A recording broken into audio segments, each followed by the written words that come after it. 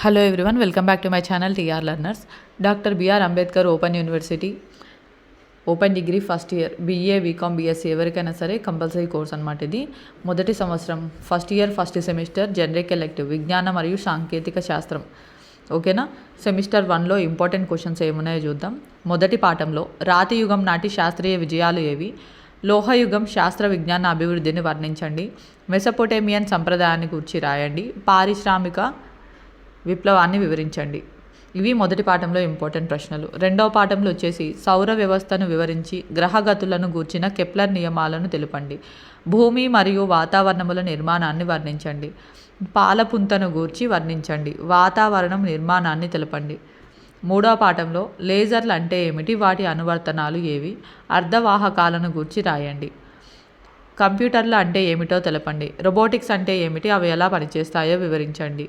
నాలుగవ పాఠంలో పరమాణువు, అణువు, మూలకము మరియు సంయోగ పదార్థాలు అనే పదాలను ఉదాహరణలతో వివరించండి. కర్బన సంయోగాలు అంటే ఏమిటి, వాటిని ప్రమేయ సమూహాల ఆధారంగా ఎలా వర్గీకరిస్తారు, అణువులకు పరమాణువులకు మధ్య గల భేదాలు తెలపండి. రెసిన్ అంటే ఏమిటి, వాటి ఉపయోగాలను మూడు ఉదాహరణలతో రాయండి. పాలిమర్ అంటే ఏమిటి, అవి ఎలా రూపొందుతాయి.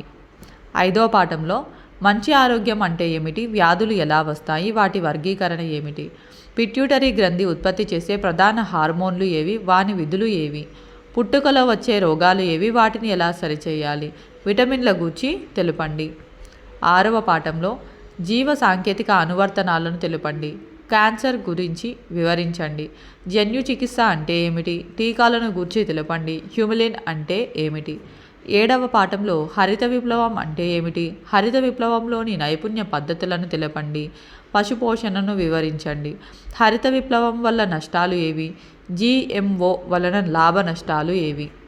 ఇంకా ఎనిమిదవ పాఠంలోకి వచ్చేసేసరికి సమాచార మరియు ప్రసార సాంకేతికతలను గూర్చి వివరించండి, అంతరిక్ష సాంకేతికత మరియు పరిశోధనలలో భారతీయులు సాధించిన విజయాలను తెలుపండి, ఐసీటీల ప్రయోజనాలు ఏవి, కృత్రిమ ఉపగ్రహం రాకెట్లను వివరించండి, క్యాన్సర్ వ్యాధి చికిత్సలో నానో టెక్నాలజీ పాత్రను తెలపండి. ఇవి మనకి జనరిక్ ఎలెక్టివ్లో ముఖ్యమైన ప్రశ్నలు.